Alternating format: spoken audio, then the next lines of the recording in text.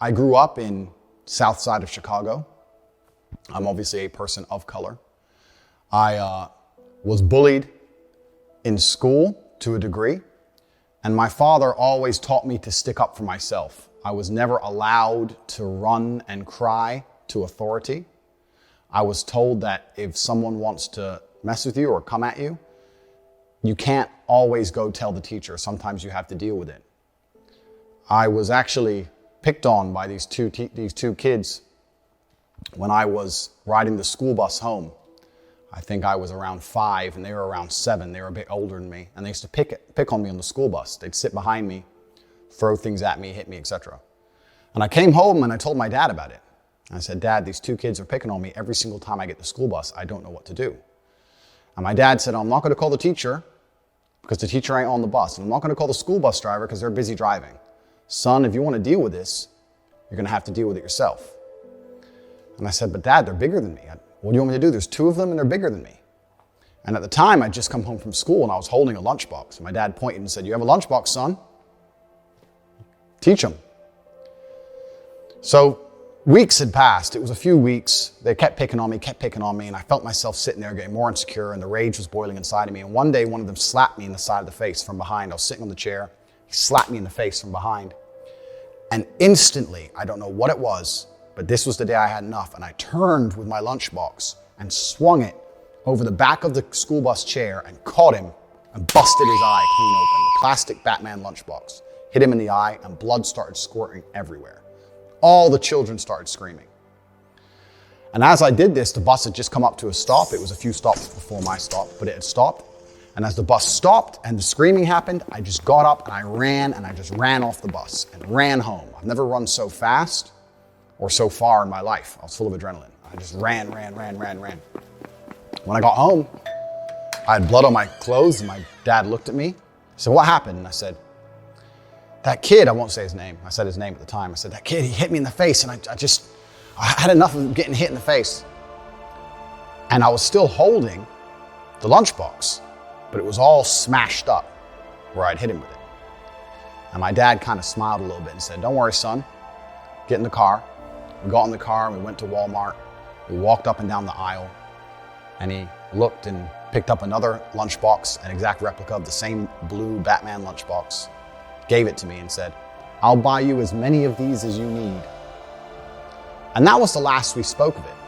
Funnily enough, I never saw that kid again. I don't know if he changed schools. I don't know what his parents did, but I never saw that child again. So even from a very, very young age, I was taught that going to authority and crying and hoping someone else is going to fix your problems is not the way a man should conduct himself. When I left Chicago, I moved to Luton, England, which was multiple times voted the worst town in England. It's a high crime rate. It's a very bad area. My mother and father broke up, so I was in a single mother household. And now I'm a person of color in a single mother household.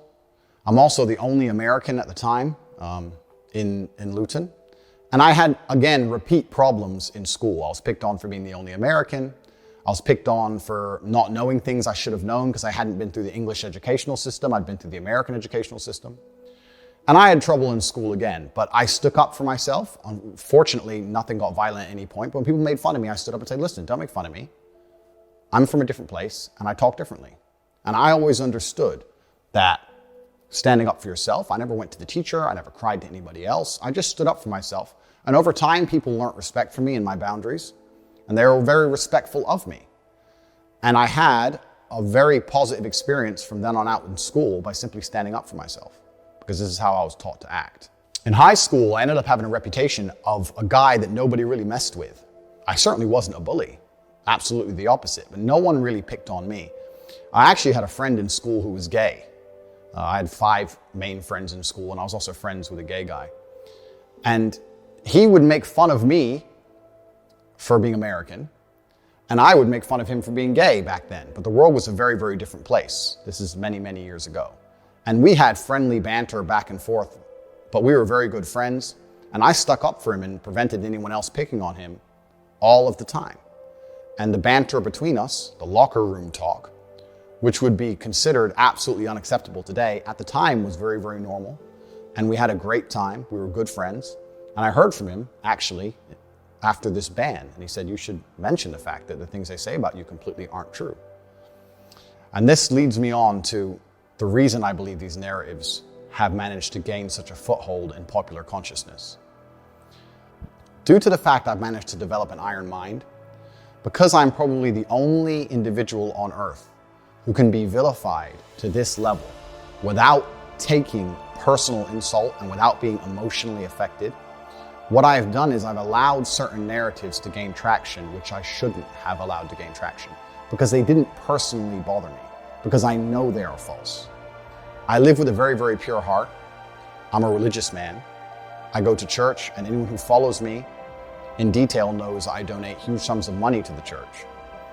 And as long as I knew the truth of my heart and God knew the truth of my heart, I wasn't interested in lies being purported. I now understand that that's wrong, because even though I've done nothing wrong, even though it doesn't emotionally affect me, even though God and myself know my innocence, the public consciousness has been polluted to a point where narratives are being purported which are absolutely and utterly false. And it's having a genuine negative impact on the people who I care about and the people who care about me. And despite the fact it doesn't emotionally affect me, as a man, I have a duty to protect all of those I love. And for this reason, these narratives have started to become very, very harmful. I was under understanding that on the internet, people don't like you. It doesn't matter who you are. It doesn't matter what you say. There's going to be some people who don't like you, and the people who don't like you are not interested in the truth. What they are interested in is finding some lie that they can latch onto and accelerating that lie on as much as possible via their platforms to try and paint a negative picture of you because they don't like you. A lot of these attacks against me are disguised under the virtue of caring about women. But none of these people who are attacking me care about women. None of them donate to women's charities. None of them donate to charity like I do. None of them help anybody like I do. I'm about to show, later on in this video, proof of the massive work I do for helping people. They don't help anybody. All they do is just attack me and use fake virtue, the fact they pretend to care, as a reason to attack somebody who they personally don't like. And it's very, very different to actually care about an issue or weaponize an issue and pretend to care to try and damage someone else's life. These are very, very different things.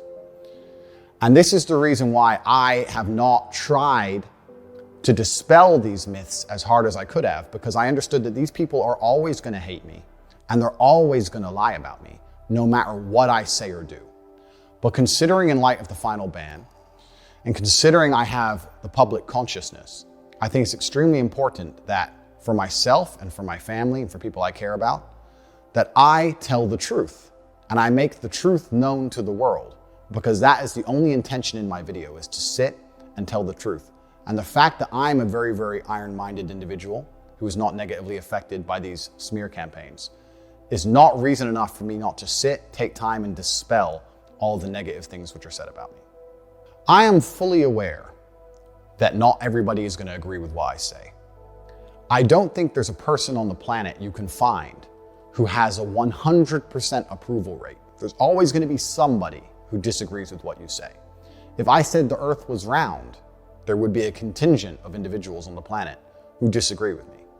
I have no problem with people disagreeing with me. I have no problem with being seen as controversial for some of the things I've said. However, I do have two significant problems I would like to address. The first